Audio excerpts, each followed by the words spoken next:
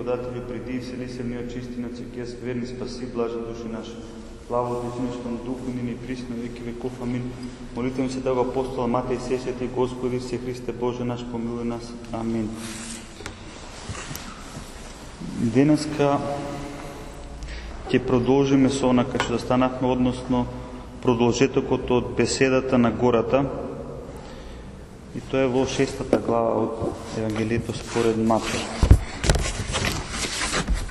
И 6-та глава почнува овако. Господ им кажува на учениците и на луѓето што слушаат: внимавајте вашата милостина да не ја правите пред луѓето само за да бидете забележани, инаку нема да имате награда од вашиот Отец кој е на небесата. Толкување со Теофилакт Охридски. Издигнувајќи неко најголемата добродетел, љубовта, Господ сега станува против суетата, која следи после добрите дела. Обратете внимание како Господ се изразува. Вели: внимавајте.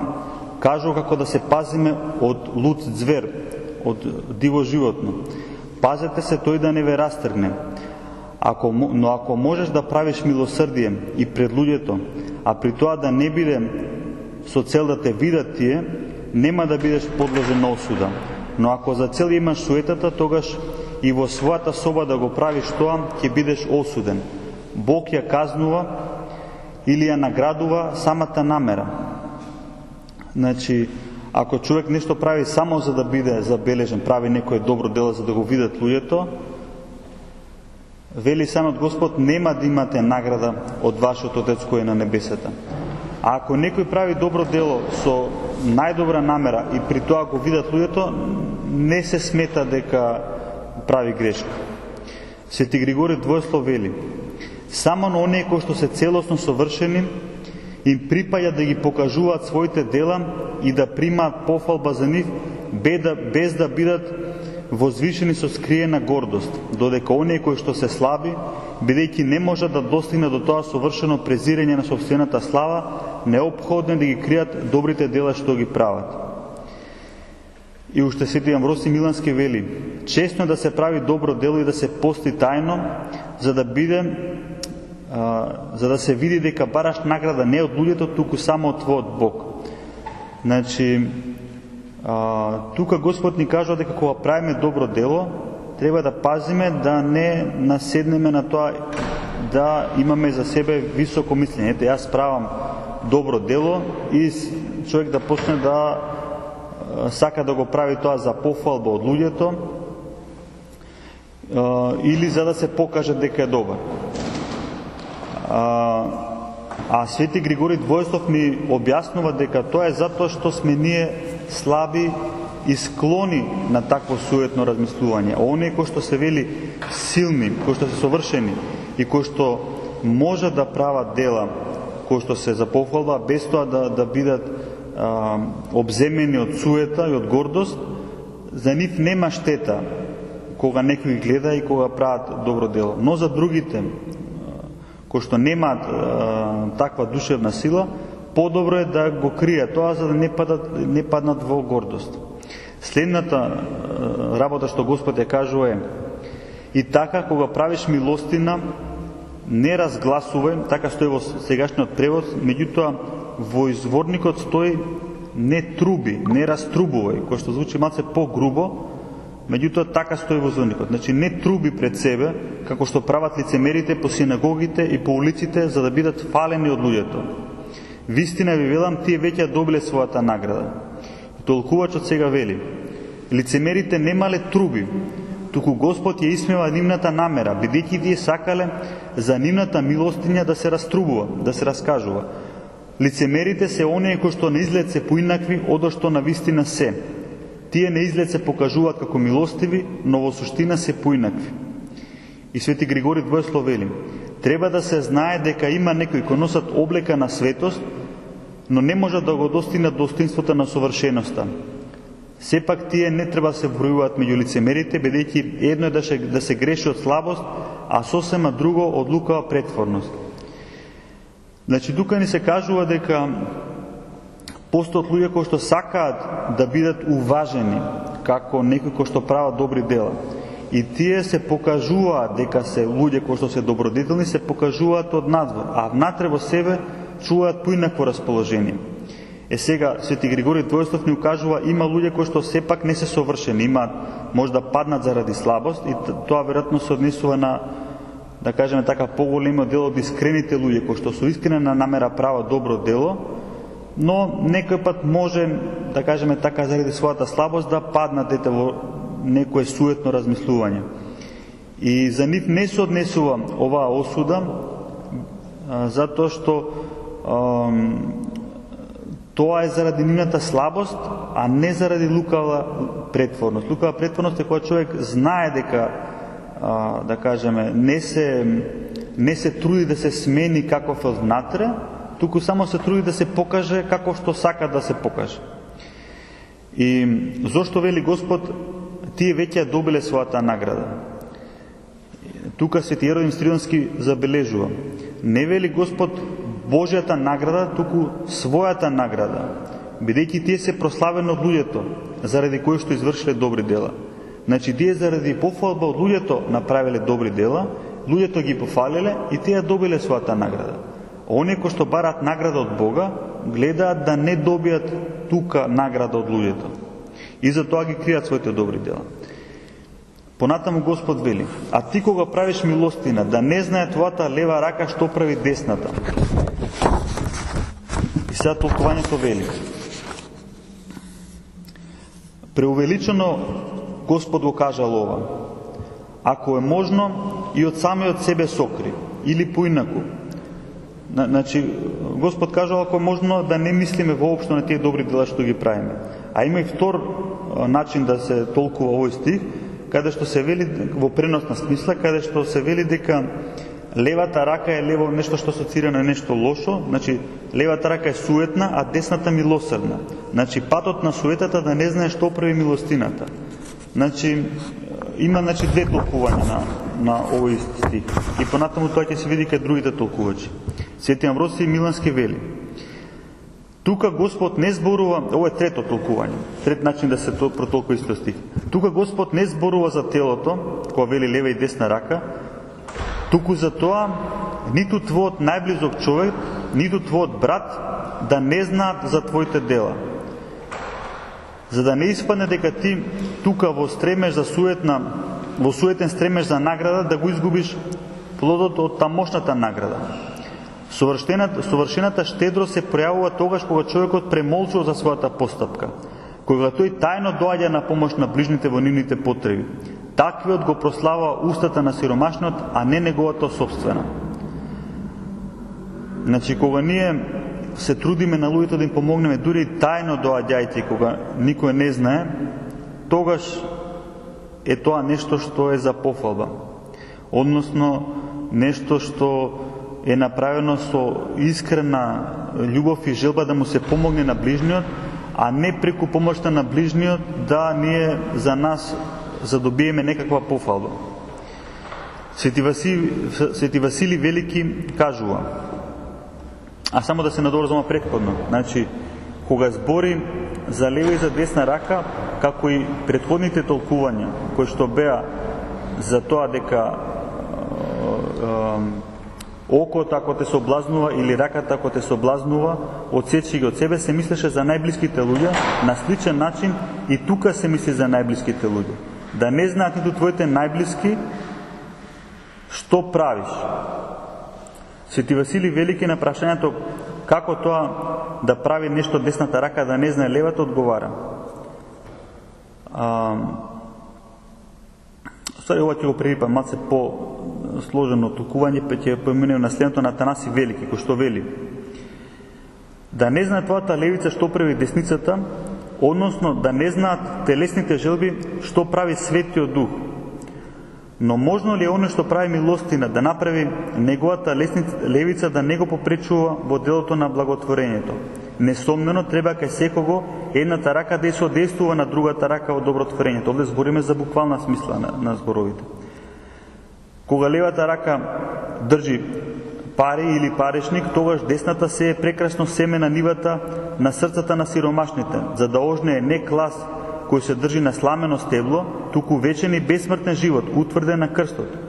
Единородниот пак сака телесните помисли да не знаат што прави десницата на Светиот Дух, за тие да не попречуваат на добрата намера и на штедрото расположение, велејќи: треба да си има храна за многу години, пари за разоноди и разни облеки, уредени домови, сребрен прибор за јадење, послуга за прислужување и имоти и полиња за приходи. Значи, тука ни кажува левата страна, ја прикажува како помисла дека да не давам сега на тие кои што имаат потреба, пошто мене ќе ми требаат пари или средства за да купам храна, за да имам за разоната, за да имам купам облека. И тоа е таа лева рака која што да се вели да не знае телесната помисла што намерува Светиот Дух да прави, односно да им помогне сиромашните. Затоа што десниот дел на Светиот Дух воопшто не се грижи за сето тоа и не го посакува тоа, верувајќи на зборовите на владиката: барајте го најпрвен Царството Божјо и неговата правда, а сето друго ќе ви се придодаде. Значи, тука ни кажува како да нашата добра намера ни кажува да дадеме милостиња, да помогнеме, а нашите телесни желби ни викаат подобро да не даваме милостиња, затоа што ќе ни се најде нас утре за храна, за облека, за нешто друго. И уште едно толкување Свети Истидор Пелусиот вели: бидејќи по-доброто дело кај нас доаѓа суетата и желбата да се покажеме себе си, затоа Господ вели: ниту едно добро дело да не го извршуваш страстно и твојот успех да не биде придружен од фалбаџиска помисла, туку ако нешто добро правиш, не се поставувај себе си за показ, не се покажувај, не се величај, не стреми кон тукашни ракоплескања, туку очекувај ги идните венци. Евангелието продолжува: за твојата милостина да биде во тајност, и тогаш твојот Отец кој што гледа во тајност, самиот ќе те награди јавно.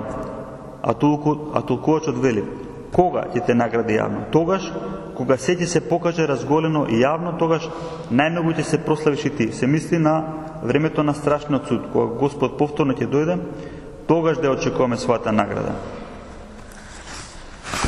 Следниот стих од Евангелието вели: и кога се молиш, не биди како лицемерите, кои што сакаат да се молат стоејќи по синагогите и крстосниците за да се покажуваат пред луѓето. Вистина ви велам, тие веќе добиле својата награда. Толкување: и нив ги нарекува лицемери, бидејќи тие се покажуваат како луѓе кои што внимаваат на Бога, односно обрнуваат внимание на Божите зборови, а всушност се оние луѓе кои што обрнуваат внимание на тоа што ќе кажат другите луѓе, дали ќе бидат видени или нема да бидат видени од луѓето. И на тој начин, со тоа што добиваат пофалба од луѓето, тие добиваат и својата награда. И Свети Григори Палама вели: друг начин на действување на лукавиот, за да го направи нашиот труд на пост и молитва бесплоден, е во тоа да не убеди да го извршуваме заради суета и со лицемерие. Значи, не повикуваат свети тоци дека и кога правиме добри дела, треба да внимаваме на нашата внатрешна намера. Дури и трудот на постот и на молитвата, демонот може да го направи бесплоден, ако не убеди дека тоа треба да го правиме заради суета и со лицемерие. Господ продолжува: но ти кога се молиш, влези во својата скришна соба и откако ќе ја затвориш вратата, помоли му се на твојот Отец што е во тајност, и твојот Отец што гледа во тајност ќе те награди јавно. Толкување: што значи тоа? Дали тоа значи дека не треба да се молам во црква? Секако дека не значи тоа. Ќе се молам, но со чиста намера, а не за да се покажувам себе си. Затоа што не штети местото на молитвата, туку внатрешното расположение и цел. Многумина кои се молат тајно, тоа го прават со цел да им се допаднат на луѓето. Значи, повторно се повторува тоа од претходните толкувања. Дури сам човек да седи, да кажеме во осаменост, никој да не го гледа. Ако го прави тоа со суетна намера, пак има вина, затоа што, вели толкувачот претходно, Господ ја наградува или ја осудува самата намера. Следното толкување вели: Христос заповеда да се молиме во скришна соба со затворена врата, но истовремено тој не поучува да произнесуваме молитва на секое место, бидејќи молитвата на светите се извишувала и во затвори, и во оган, се издигала и од морските длабочини, и од утробите на чудовиштата. Затоа Господ не повикува да влеземе не во скришното место на домот, туку во горната соба на нашето срце и да се молиме во тајно осамување на нашиот ум, не со многу зборови, но според совеста, бидејќи делата ги надминуваат зборовите на оние кои што говорат. Сака да кажем, последната реченица, делата ги надминуваат зборовите, значи нашите дела се сведоштво за она што какви сме ние на вистина. Може човек едно да збори, друго да прави, делата се оние кои што пресудно кажуваат каков е човекот. Значи, со тоа што Господ вели да се молиме во тајност, не значи дека нормално дека нема да одиме во црква да се молиме заедно, и не значи дека не постои друг начин на молитва, и затоа светите отци спомнуваат. Свидетелите ни сите векови се молеле во сите устои, во сите времења и постојано. И се молеле и секако кога другите луѓе ги гледале. И затоа вели дека Господ не повикува во буквална смисла до толку многу да се молиме само во својата скришна соба, туку во преносна смисла. Вели во горната соба на нашето срце и да се молиме во тајното осамување на нашиот ум. Значи тука таа осаменост не значи буквално физичка осаменост, туку значи осаменост од друг вид на помисли. Човек кога се моли да не прави ништо друго освен тоа што се моли. Затоа што човек и да седи дома сам и во својата соба и да се моли цел ден, ако при сето тоа не е осамен со Бога, тука се присутни неговите други идеи, впечатоци, размисли, тогаш не е запазена оваа Божја заповед. Следно толкова Свети Кипријан Картагински вели: каква неосетливост е тоа да бидеш одвлекуван од лекомислечки и профани мечтања во времето кога упатуваш својата молба кон Господа, како да имаш нешто поважно за размислување отколку тоа дека зборуваш со самиот Бог. Како можеш да бараш од Бога да ти обрати внимание, кога ти самиот не обраќаш внимание? Ова е целосна незаштитеност од непријателот. Ова значи, додека ти му се молиш на Бога, да го навредуваш неговото величество со својата невнимателност во молитвата. Еве, повторно кажано истото. Дека човек и сам да седи дома, ако додека се моли, наоѓа дека се препушта на мечтања, на различни размислувања, не се работи тогаш за осаменост. И тогаш дури вели Свети Кипријан дека како да го навредуваме Бога, како да имаме ние некоја побитна работа од молитвата со Бога. И треба да се бориме, да. Треба да се бориме. И тоа е, овие сите поуки се, да кажеме, нешто кое што нам не е зададено, како да кажеме, како една цел.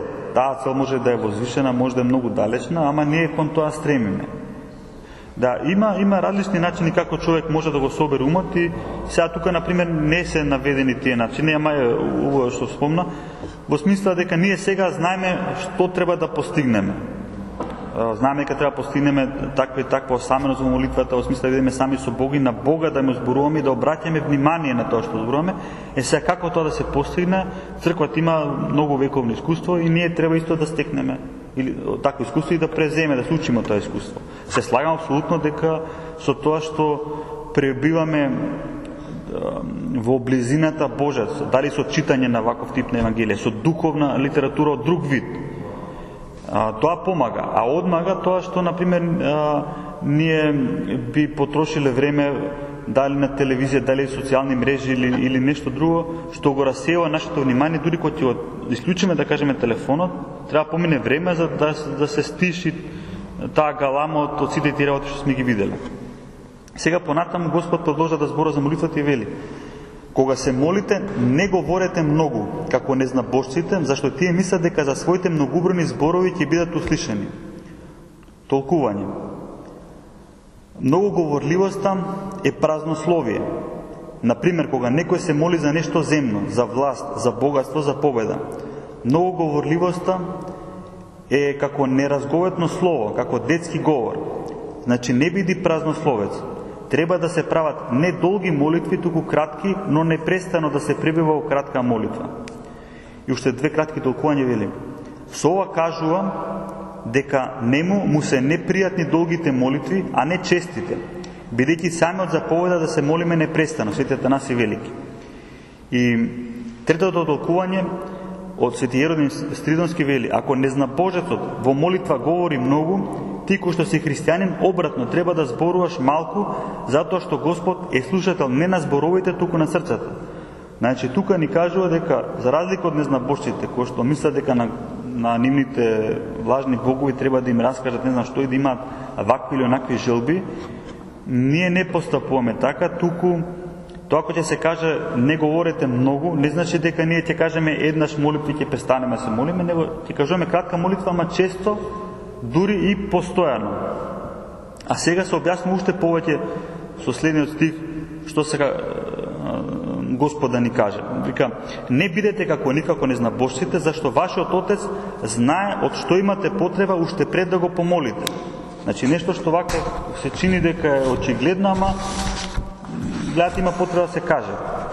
Затоа што толкувачот вели, не се молиме ние за да го известиме Бога од што имаме потреба, туку се молиме за да преку молитвата се оддалечиме самите себе се од животните грижи и да добиеме полза разговарајќи со Него. Значи не е дека Господ не знае нам што ни треба, па не се треба да му раскажем на долго на широко. Не, него Бог знае многу добро што имаме потреба, а молитвата нам ни треба за да ние се оттрнеме од светските грижи и од мислите кои што, да кажеме, ни сметат во молитвата или не оддалечуваат од Бога. И сега Господ вели, туку вие молете се вака: Отче наш кој си на небесата, да се свети името Твое, да дојде царството Твое, да биде волјата Твоја како на небото, така и на земјата. И сега за секој од овие дели од молитвата ќе ги прочитаме толкувањата. Свети Јован Златоуст вели: гледа на каков начин Господ го ободрил слушателот и на самиот почеток укажал на сите Божи благодејства.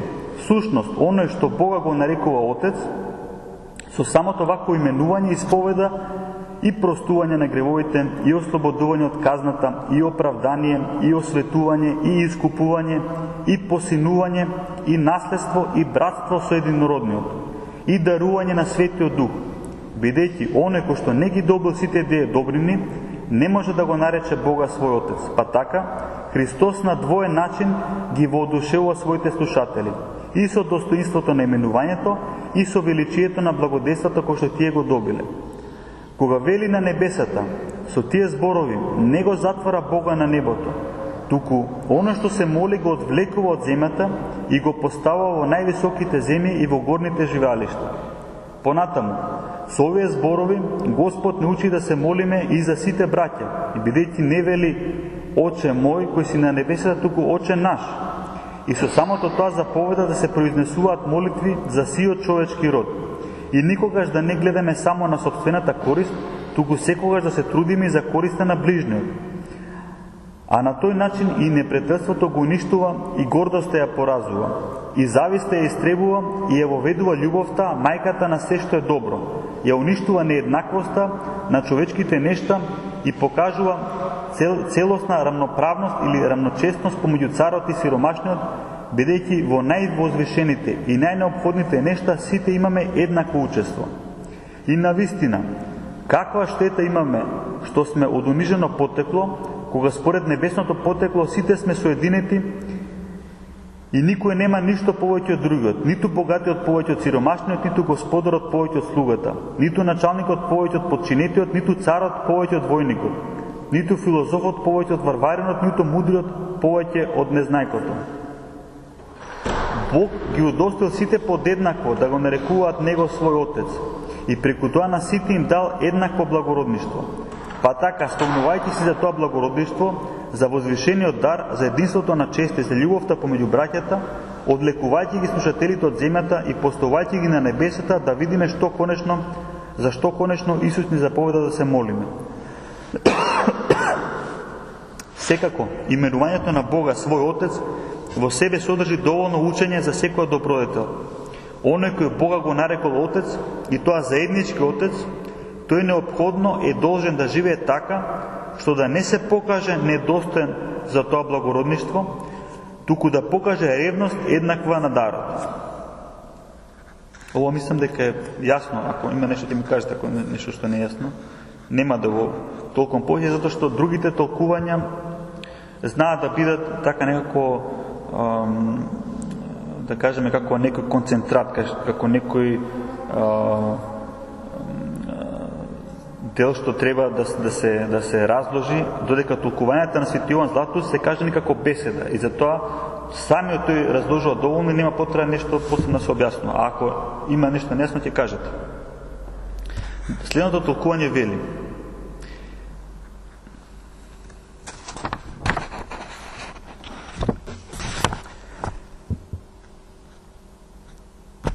не велиш Оче мој, туку велиш Оче наш, затоа што треба сите луѓе да ги сметаш за браќа, како деца на едниот Отец небесен.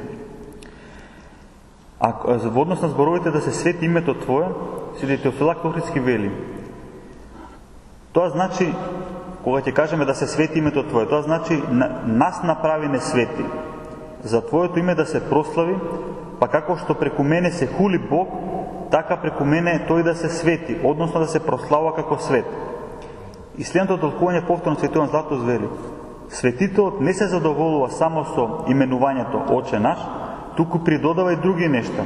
Да се свети името Твое, вели тој. Ништо да не се бара пред славата на Небесниот Отец, туку се да се смета за помало од неговата пофала. Ете молитвата дословна за оној кој нарекува Бога свој Отец. Да се свети значи да се прослави. Бог има собствена слава, исполнета со секое величие и никогаш не изменлива, но Спасителот му заповеда на оној кој што се моли, да бара Бог да се прослави и со нашиот живот, и преку нашиот живот. Затоа тој претходно имаше кажано: така да се свети вашата светлина пред луѓето, да тие гледајќи ги вашите добри дела да го прослават вашиот Отец небесен. И серафимите славејќи го Бога истото го кажуваат. Те велат: свет, свет, свет. Па така, да се свети значи да се прослави. Удостојне, како да не учи Спасителот да се молиме, да живееме така чисто, што преку нас сите Тебе, односно Бога, да Те прославуваат. Пред сите да се пројавува неукорниот живот за секој кој што гледа тоа, да му вознесува фалби на владиката. Тоа е знак на совршена мудрост. Значи, кога ќе кажеме да се свети името Твое, оците не почуваат дека ние тогаш бараме така да живееме, што Господ да се фали преку нас. Луѓето кога гледат да кажат: ово е Бог. Господ на овој човек, тој е вистинскиот Господ.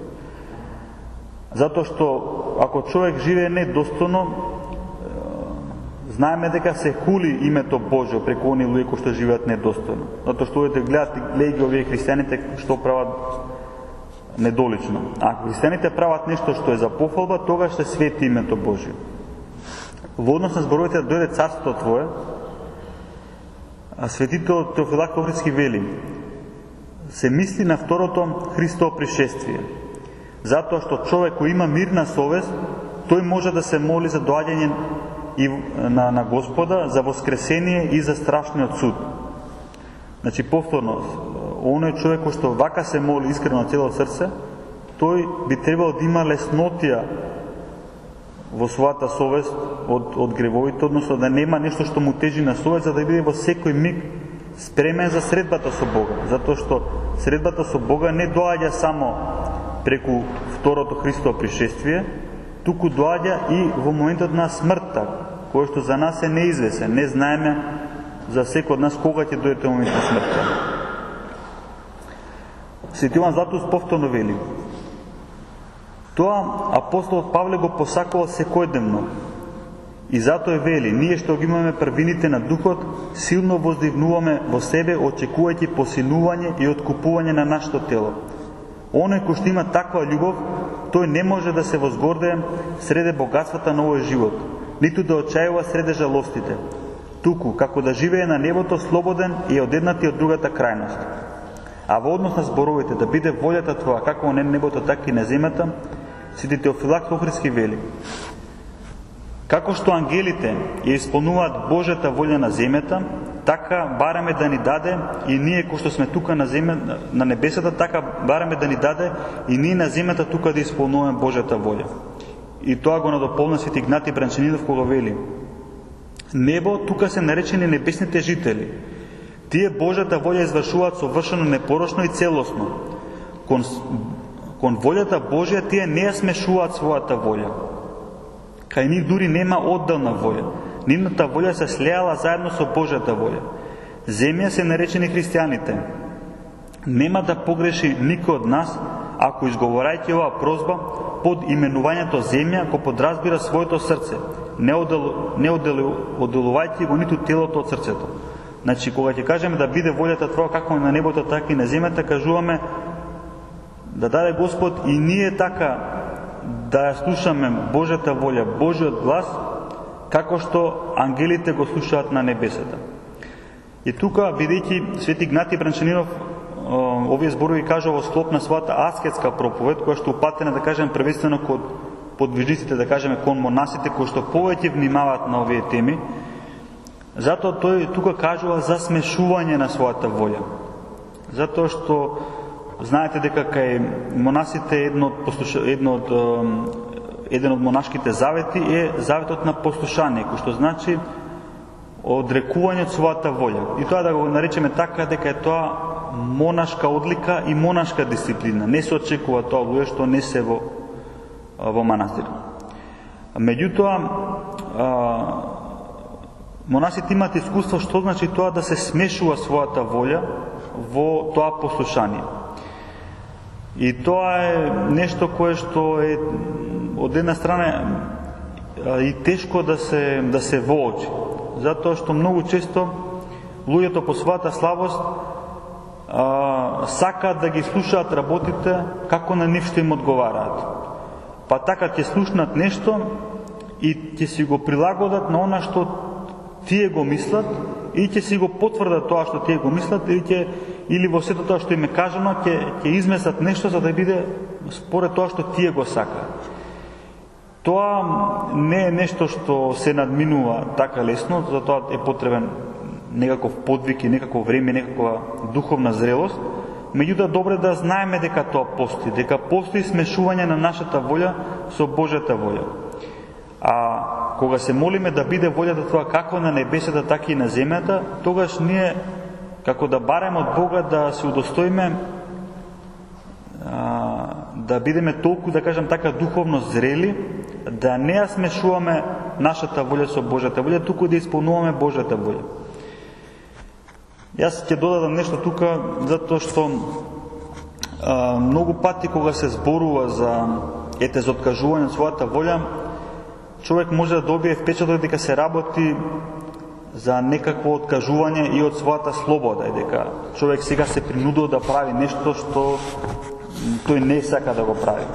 И тоа не се работи за нешто такво, туку, ако може така да кажеме, Господ кој што ги створил нашите души, сосема добро ги познава нашите души и знае што ни е според силите и што ни е според, да кажеме, така според афинитетите. И не очекува Господ од нас нешто што ние не би можеле да го направиме. И уште повеќе, бидејќи Господ е создател на нашите души, она што човек го сака во длабочината на душата, ако тоа не е помешано од некакви си страстни човечки желби, тоа не е различно, да кажеме така, од Божјата волја. Значи, оној човек кој што ќе се научи да ја слуша Божјата волја, тој тоа не го прави затоа што прави нешто што не му се допаѓа, туку напротив, затоа што во тоа наоѓа најдобра наслада, затоа што сваќа дека тоа е најдоброто нешто за него. Сега ќе продолжам со толкувањата. Следниот стих вели: лебот наш насушен дај ни го денес А толкувачот кажува: под насуштен Господ го подразбира од една страна оној леп кој што е доволен за одржување на нашата суштина, на нашето тело, на нашата природа, бидејќи тој отклонува грижата за утрешниот ден. Во смисла да имаме и за утре или да имаме за денеска како да го поминеме денот. Тоа е еден дел од молитвата, меѓутоа овој дел од молитвата има друго значење, каде што кажува дека и телото Христово е наш насушен леп за неосудено причестување за кое треба да се молиме. Значи, гледаме дека толкувачите тука земаат две работи. Од една страна лебот го значува она што секојдневно ни е полесно, ни е потребно и полезно буквално за телото, а од друга страна и оној леб кој што е самото тело Христово, односно причеста. А зборот денес се кажува наместо секој ден. Велиме лебот наш насушен ден и го денес. Денес означува секој ден, како што и Павле рекол, додека се уште се вели денес во посланието кон евреите. Значи ние се молиме Господ секој ден да ни го дава тој леб. Следното толкување Свети Тихон Задонски вели: тука се подразбира не само лебот, туку и се што ни е неопходно за овој привремен живот. Например, пиење, облека, спокој, дом и слично. Не бараме богатства, туку го бараме неопходното за одржување на овој живот. Не за пари, значи не се молиме за пари, ниту за раскош, ниту за скапи облеки, ниту за нешто слично, туку само за лебот и тоа за секојдневниот, за да не се грижиме за утрешниот. Од тука следува дека христијанинот не треба да се грижи за богатството, за скапите облеки и за се што е слично на тоа, затоа што христијанинот секогаш треба да биде подготвен Господ да го повика и тогаш ќе биде принуден се да остави, а Господ секогаш го повикува кон себе преку смртта. Кога се моливе лебот дај ни го, исповедаме дека ние сме сиромашни, убоги и бедни и затоа се треба да просиме од Бога и дека се што имаме треба да го припишуваме на неговата добрина, како што вели псалмопевецот: очите на сите се управени кон тебе, ти им ја даваш нивната храна на време, ја отвораш раката твоја и исполнуваш се живо со неговите потреби. Тука ќе додадам уште нешто кој што не успеав да го најдам сега каде, ама сега кога го имам прочитано, мислам кај Свети Јован Кронштадтски, кој што ни кажува дека некој пат некога се молиме лебот наш насуштен дај ни го денес, можеме да си помислиме: Боже, јас имам веќе леб, дај му леб на оној кој што има потреба. И тоа не е добар начин на размислување. Тоа е размислување кој што кажува дека ние сметаме дека нешто сме стекнале без Божја помош. Тоа кажува дека некако да мислиме дека тоа што го имаме, дали леб, дали дом, спокој, било што, дека тоа го имаме затоа што сами сме го стекнале без Божја помош. А тука светителот ни покажува дека и се што имаме веќе стекнато, дека и тоа ни од Бога и затоа треба да благодариме на Бога и сепак треба да се молиме секојдневно буквално и за насушниот леб. И сега тука секој може да смисли еден куп примери како Господ може од денес за утре да не го смени животот, па утре да имаме ни најнеопходен леб. Свети Исидор Пилосот вели: она што се чини малку важно и телесно, според мислењето на мудрите мажи, повеќе е кажано за Божјото Слово, која е храни бесплотната душа и на некој начин влегува во незината суштина и се соединува со неа. Затоа и се нарекува леб насуштен, бидејќи името суштина повеќе приличи на душата отколку на телото. Тука гледаме уште еден трет пристап, осем буквалниот леб за кој што збориме и лебот на причеста, се кажува дека може зборот да се однесува и на Божјото Слово, кое го храни не телото, туку храни и душата и влегува во незината суштина, затоа што се вели насуштен. Следниот стих: и прости ни ги долговите наши, како што и ние ги проштеваме на нашите должници. Тука е една мала забелешка дека во изворникот е употребен глаголот остава, а не простува. И тоа понатаму може да се примети кај некој од толкувачите. Меѓутоа значењето е тоа: прости ни ги нашите гревови. Во Господовата молитва под именувањето долговите наши треба да се разбираат нашите гревови, тоа мислам дека јасно. Бидејќи ние грешиме после крштението, затоа се молиме Бог да ни прости, но да ни прости како што ние проштеваме. Ако ние злопамтиме, тој нема да ни прости. Тука Бог ме има него како да сум му пример.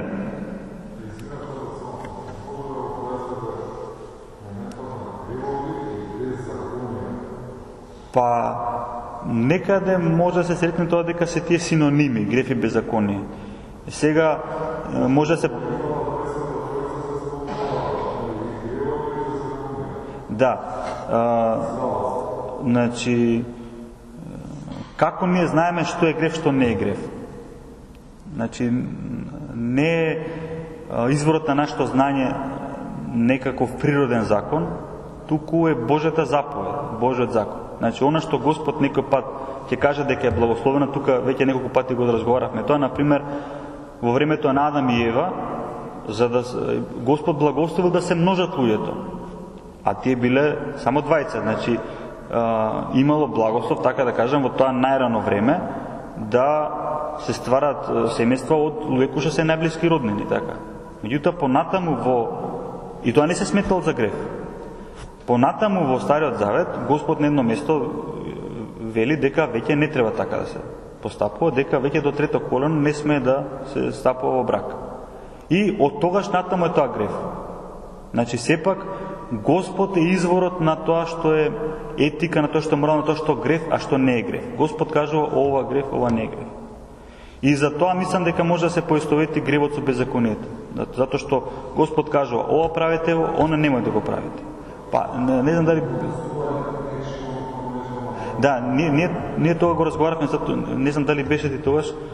Да, затоа што Господ нели кажува, вика, во Стариот Завет беше кажано не прелюбодейство, јас ви кажам кој што ќе погледне на жена со желба, веќе направил прелюба во своето срце. Значи Господ, да кажам така, го санкционира и самото тоа движење на срцето на човекот. Значи таа пожа, таа поход, веќе кога ќе се јави во нас, се смета за греф. Секако дека е тоа помал греф отколку кога ќе се изврши таа покота. И ние се трудиме да ги скротиме тие движења на нашата душа и не е тоа нешто што настанува преку ноќ, како што преска зборувавме за молитвата. Не е дека сега ние ќе го слушнеме ова и веќе нема да имаме расеана молитва и нешто така. Значи човек знаејќи ги работи, пак е склон да ги повторува. И затоа ние постојано го молиме Бога да ни ги прости гревовите, така. Значи сега ова што го тукваме, прости ни ги нашите долгови. Значи доколку се работи само за долговите или гревовите пред нашето крштење или не знам пред некој момент, тие да кажем веќе се простени и толку. И тоа ние за жал правиме нови гревови и затоа постојано се молиме со таа молитва. Значи ги правиме гревовите затоа што не ни е толку лесно одеднаш да престанеме со секаков вид на грев, затоа што критериумот што Господ го поставува е поприлично висок. Значи, ако човек, например, сега да не направи прелюба или да не уби или да не украде, може би човек лесно ќе се справи со тоа, да кажеме. Но со внатрешното движење на срцето веќе не е толку лесно. Например, за да убие, сега човек е малце комплицирано, следи, не знам, и санкција од државата и нешто, и човек не би се решил на тоа. Ама да се разгневи, не би се мислел. А Господ го кажува тоа. Значи, кажано е око за око, зап за зап, јас ви велам, ниту да ги навредувате. Значи, кој што ќе нарече својот брат неразумен, е винувен за опеколот.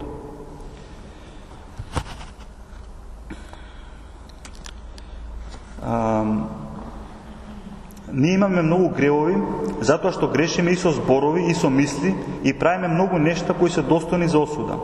И ако кажеме дека немаме грев, лажеме, како што вели апостолот Јован. Па така, ние со Бога имаме, така да се каже, услови. Се молиме да ни ги прости нам гревовите, како што ним ги проштеваме долговите на нашите ближни. Затоа, помислувајќи што добиваме за замена, ние да не бидеме бавни, да не го одложуваме простувањето еден со друг. Оскрбувањата кои ни ги прават другите луѓе се мали, лесни и може да се простат, а оние кои што ние му ги причинуваме на Бога се големи. И затоа тука е потребно неговото човеколюбие.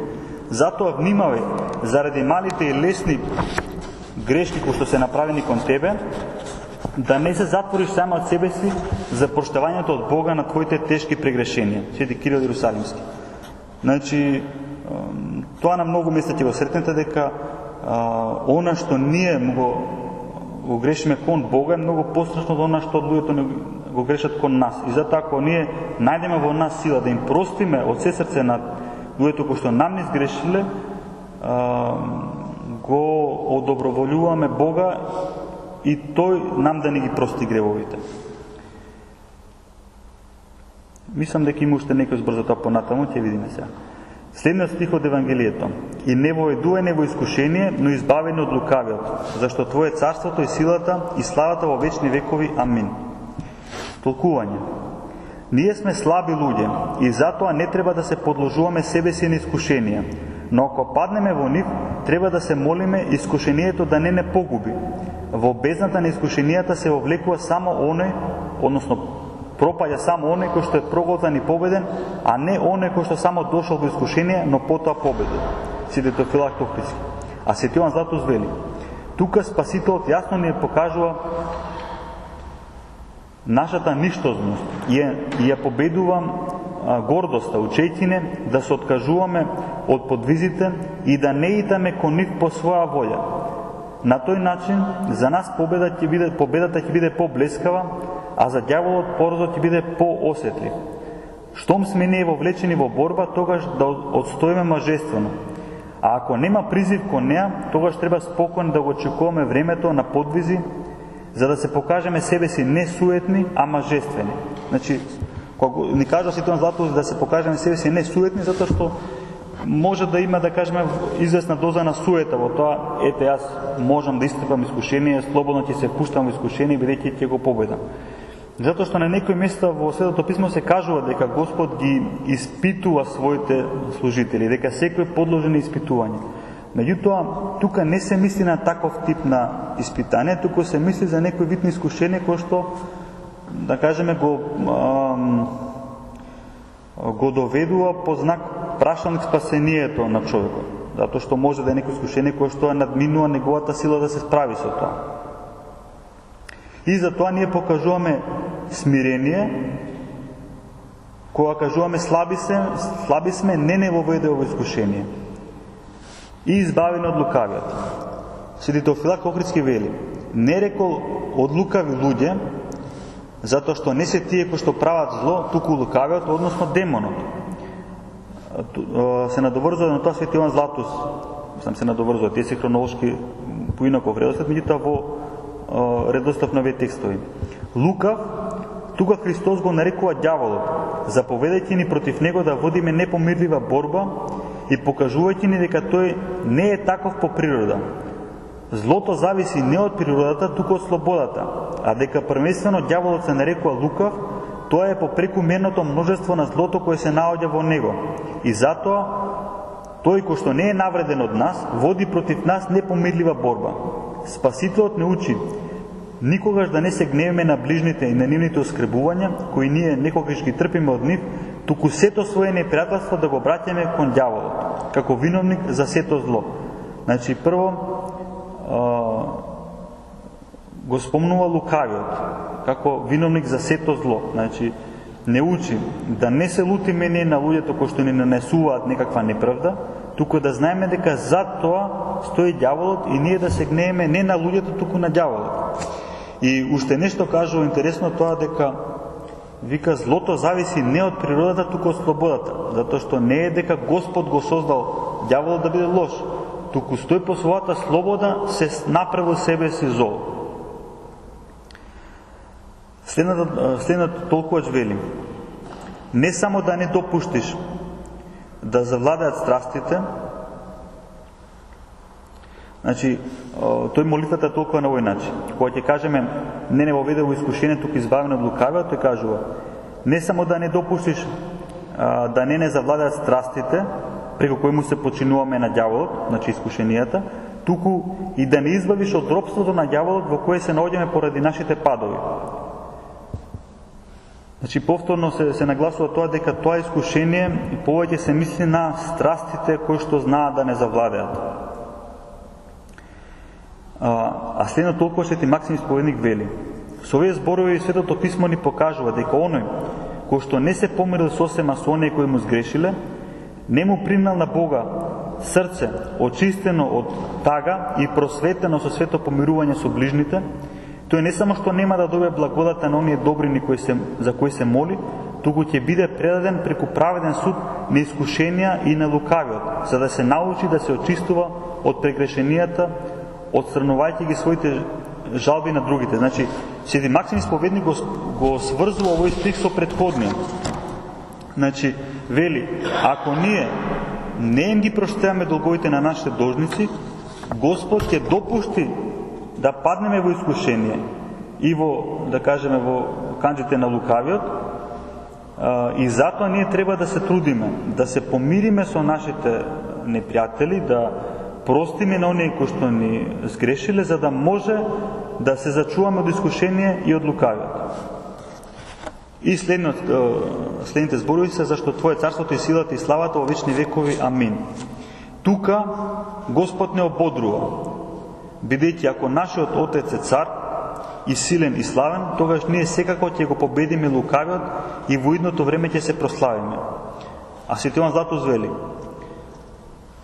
како да ги прераскажа зборовите во молитвата, и вели: тоа го просам од Тебе, затоа што знам дека Ти си царот на се, имаш вечна власт, можеш да направиш се што ќе посакаш и поседуваш неодземлива слава.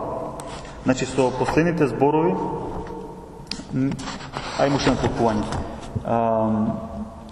Со последните ни зборови ние кажуваме дека се надеваме на Божјата помош, затоа што исповедаме дека Божјо е и царството и силата и славата во сите векови. Кон молитвата Господова и присоединето и славословие за ние, барајќи за себе милост од небесниот Отец на милоста, истовремено да му принесоме праведно почитување, за somислите на неговото вечно царство, сила и слава, се повеќе да се утврдуваме во надежта дека тој ќе ни го дарува она што го бараме, затоа што е во негова власт и се однесува на неговата слава. Тука ми фали еден пасус, е тоа дека зборчето амин значи навистина така нека биде. Продолжува Евангелието. Бидејќи, ако им ги простите на луѓето нивните грешки, и вам ќе ви ги прости вашиот Отец небесен. Повторно ни учи да не помниме за злото. И ни го спомнува Отецот, за да се засрамиме и да не станеме слични на зверовите, бидејќи ние сме негови чеда.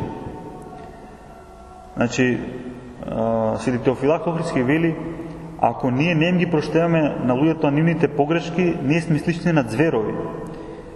А ако им ги проштеваме нивните погрешки, тогаш ние сме достојни за тоа да се наречеме чеда на Небесниот Отец.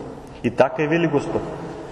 Ако им ги простите на луѓето нивните грешки, и вам ќе ви ги прости вашиот Отец Небесен. Свети Филарет Гроздов вели, љубовта кон непријателите не служи само како средство за твоето спокојство, туку и силна поука за непријателот. Ти тогаш настапуваш како во некој вид на апостолско служење и стануваш оружје за неговото обраќање кон добродетел. Од таа причина милосрдниот Бог само за љубовта кон непријателите, како да ги вложувам во нас и оние добродетели кон кои што ние ги поттикнуваме другите. И само за силата на добродетелите ни ветува простување на нашите греови. Значи, повторно се навраќаме на оно прошло пат што зборувавме за љубовта кон непријателите, која што ни кажува Свети Филарет дека не служи само за ние да имаме спокојство во себе, туку во тој миг ние како да имаме некако апостолско служење кон нашите непријатели. И со тоа што ги проштеваме гревовите и сме добри кон нив, ги поттикнуваме и тие да се обратат кон добродетел, и кога тие се обраќаат кон добродетел, Господ на нас ни дава уште поголема награда. Господ продолжува: ако пак не им ги простите грешките на луѓето, ниту вашиот Отец нема да ви ги прости вашите грешки. Свети Теофилак Охридски многу кратко кажува: кроткиот Бог ништо не мрази така како жестокоста. И ова треба да го размислиме многу добро. Затоа што неколку пати веќе спомнавме и во Светото писмо на многу места е кажано дека на Господ му се мили кротките. А сега не поучува Светиот Филактохриски дека како што му се мили и најмили кротките, така му се, да кажеме, неумилени, омразени оние кои што се со жестоко срце, кои што не сакаат да ги простат грешките што им се направени. И затоа ви леко, вие не ги простите грешките, ниту вашиот Отец небесен нема да ви ги прости вашите грешки. Свети Максим Исповедник вели: разумната душа, која во себе чува омраза кон човекот, таа не може да биде мирна во однос на Бога, кој ни дал ваква заповед. Нека братот твој не сака мир, но ти зачувај се себе си од непријатности, искрено моли се за него и немој да зборуваш лошо за него пред никого. Еве една многу кратка pouка која што на секој од нас се однесува. Ние многу пати кога сме од некого огорчени, ќе се јавиме на своите пријатели, ќе се сретнеме на сите, ќе им раскажеме како не огорчил тој човек и како не направил лошо. А Свети Максим Исповедник не поучува ништо од тоа да не правиме. Да се молиме за тој човек и за него да не зборуваме лошо пред никого. Свети Симонов Богослов вели: увери се дека кога не унижуваат и се смеваат со нас, или кога не бијат по образите и не плукаат, или ни прават нешто друго што не оскрбува, а ние сето тоа го поднесуваме со благодарност, од сета душа, сожалувајќи се на оние кои не подложуваат на такви искушенија, тогаш ние преку самото тоа себе си правиме добро, удостојувајќи се за тоа да добиеме отпуштање на нашите погрешки пред Бога. Ако пак при сето тоа ја задржиме во срцето страста на непријателство кон нив и употребуваме различни начини за да им се одмазниме, тогаш ниту за себе ќе стекнеме корист, туку напротив уште ќе се повредиме, станувајќи самите за себе си причина за тоа нашите греови да останат непростени. Значи, некој кога ни прави зло, а ние не наоѓаме сили да му простиме,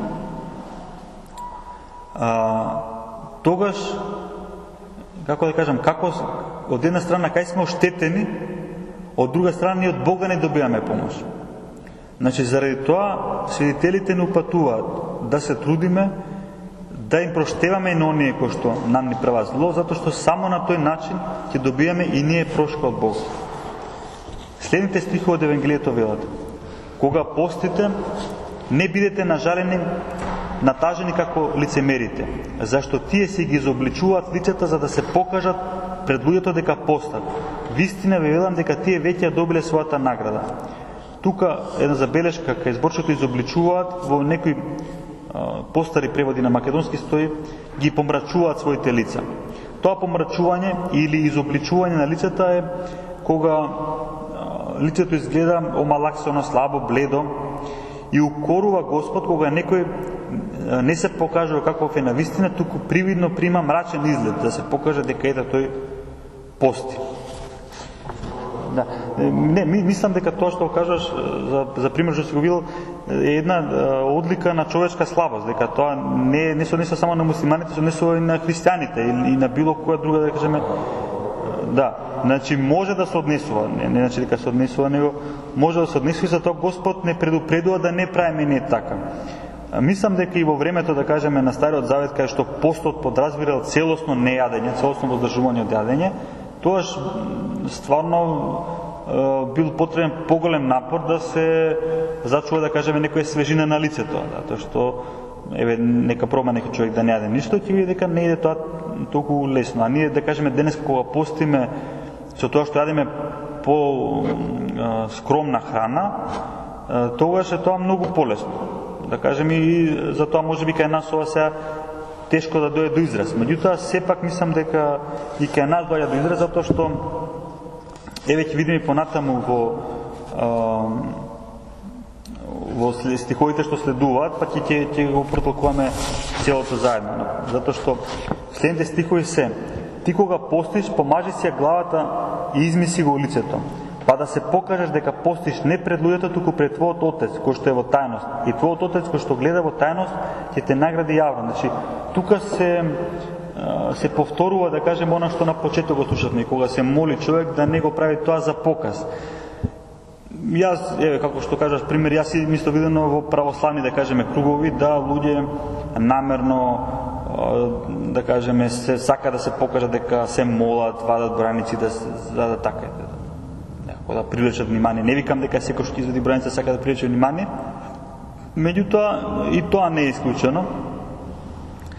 И сега секој треба да кажеме да се испита себе си, да се преслуша заради која причина постапува вака или онака. Секако дека е добро да се молиме и заедно, и не исклучено браница човек да се моли заедно, меѓутоа тој момент, таа опасност дека има луѓе кои што за показ тоа го прават, постои. И со постот е еднакво. Значи, во денешно време, да кажеме, може би не сме ние некоја таква средина, некоја такво општество кај што постот се смета за некоја многу голема работа. Во смисла дека во времето, да кажеме, кога Христос им зборува на јудејците, значи тие се трудиле сите да ги запазуваат Божите заповеди. Пост. Значи тоа било задолжително за сите. Ние во нашата средина, заради тој период на атеизам, на обезбоженост, кој што, да кажеме, продолжува и сега во поинаква форма, немаме до толку да е во општеството наше прифатено дека постот има некое значење, па секој да те фали ако постиш. И затоа кај нас е, да кажеме, опасноста од пофалбата е малце потешка, се случува само во црковни кругови. Меѓутоа сепак постои. Толкувачот вели за зборовите кога кога постиш, помажи си ја главата своја, изми си го лицето. Како што порано во знак на радост луѓето се помазувале со елеј после измивањето, така и ти покажи се дека се радуваш. Но истовремено под елеј разбери ја и милостината, а под нашата глава Христос, кој треба да го помазуваме со милостини. Измивањето на лицето значи измивање на чувствата со солзи. Уште едно толкување седи Максим Исповедник, вели: нашето лице е животот, кој слично на лице го представува она какви сме ние внатре, каков е нашиот внатрешен човек. Тоа лице, Словото, односно Господ, ни заповеда да го измиеме, односно да го чистиме животот од сите скверни гревови. А главата е нашиот ум, кој што Господ ни заповеда да го помазаме, тоест да го украсиме со божествено знаење. Гледаме како преносот смисла, тоа има друго значење. Во однос на зборовите, па да се покажеш дека постиш не пред луѓето, туку пред твојот Отец, кој што е во тајност, и твојот Отец кој што гледа во тајност ќе те награди јавно. Во однос на тоа, го имаме следното толкување од Свети Григори Паламов. Господ тоа го вели, за да не заради погледите на луѓето ние да примаме вид или да се покажуваме како оние кои што се молат и постат, затоа што ако така правиме нема да добиеме никаква полза. Ќе го издржиме трудот на постот и молитвата, а ќе се лишиме од наградата ако го правиме тоа само за да се покажеме. А во однос на тоа да се помаза главата со елеј и да се измие лицето, значи да се грижиш за тоа лице да те биде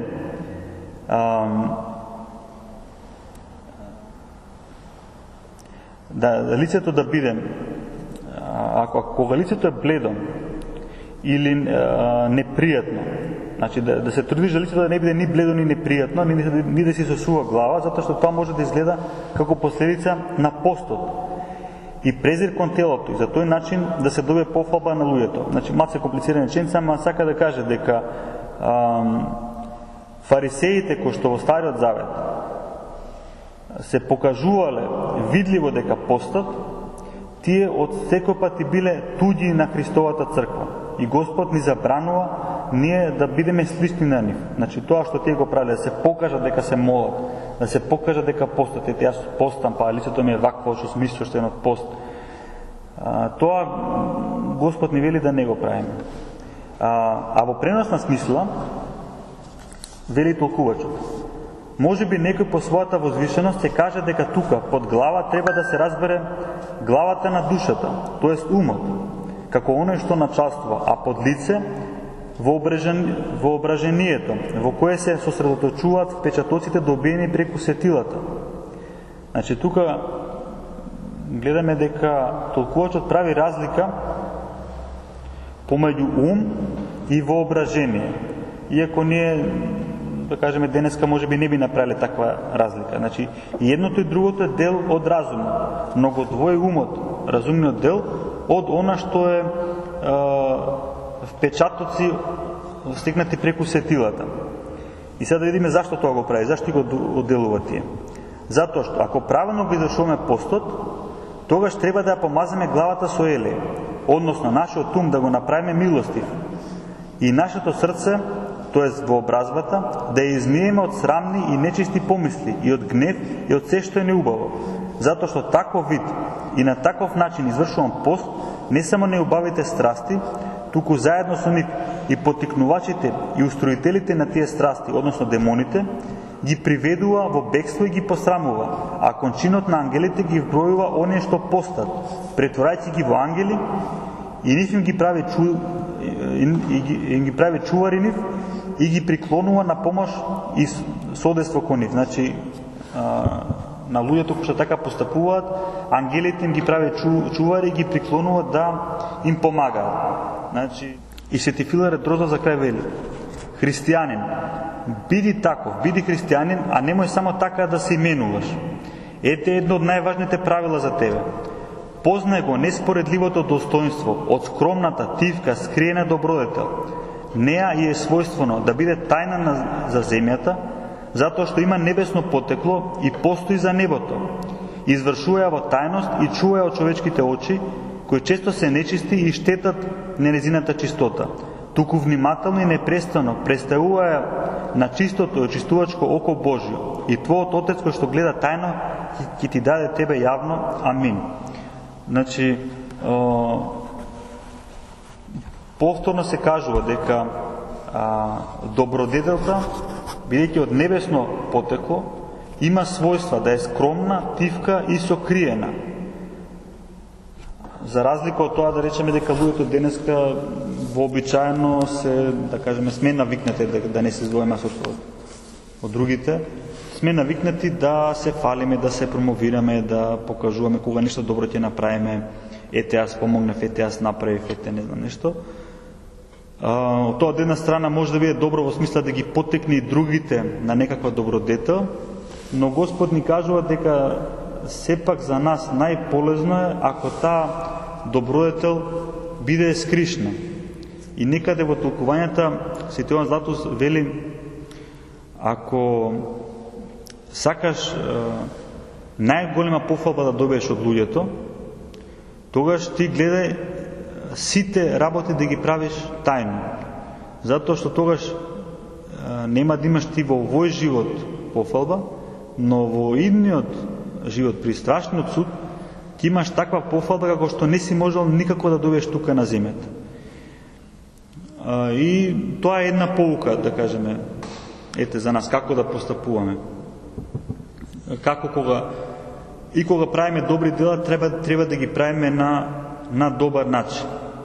Значи, не е да кажеме, ете, не знам, како што може да биде постот цел сама за себе. Значи, ние да кажеме, сега постиме, сега ни е дозволено да бидеме нервозни, раздразливи, не знам што, изнемоштени, не може да работиме, не може да помагаме ништо, пошто ние постиме.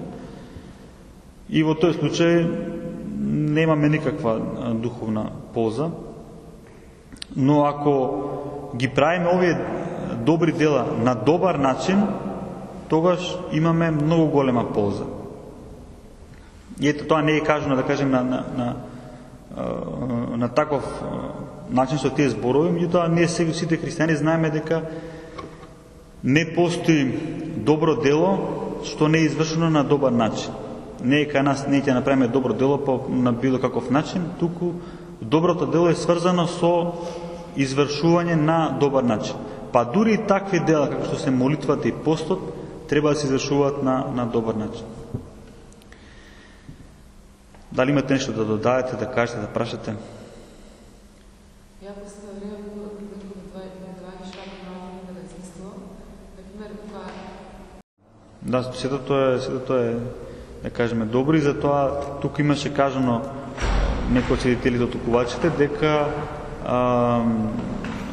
кога е човек, да кажеме, совршен, тој збор беше употребен, тогаш тој може да прави добри дела јавно без да во себе во него му се пројават такви чувства. Јас сум добар, јас сум ваков, сум таков. А оние кои што се послаби не може тоа да го прават. Значи, да кажеме, ние кои сме послаби, Господ овие совети ни ги дава за да се зачуваме, да зачуваме наградата, да не ја загубиме. Значи, Господ ни вели подобро да не знаат другите вие што правите, а и вие да не се чувствувате горди како сум јас, колку сум јас добар и нешто, затоа што тогаш пофалбата нема да имаме од Бога.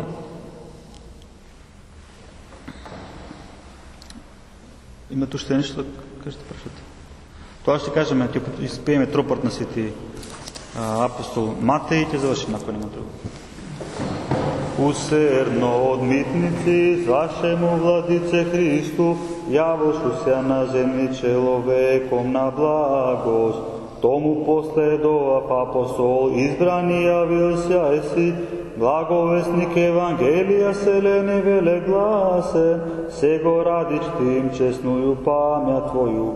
Мате, благо, глаголиве, моли милостива го Бога, да грехов оставление подас душам нашим. Слава Отцу, Сину, Светому Духу, и ныне присно веки веков. Амин. Господи, помилуй, Господи, помилуй, Господи, помилуй. Господи се Христе Боже наш, молитвам се того апостола Матеј се сети, помилуй на секој един благе человеко, љубец. Амин.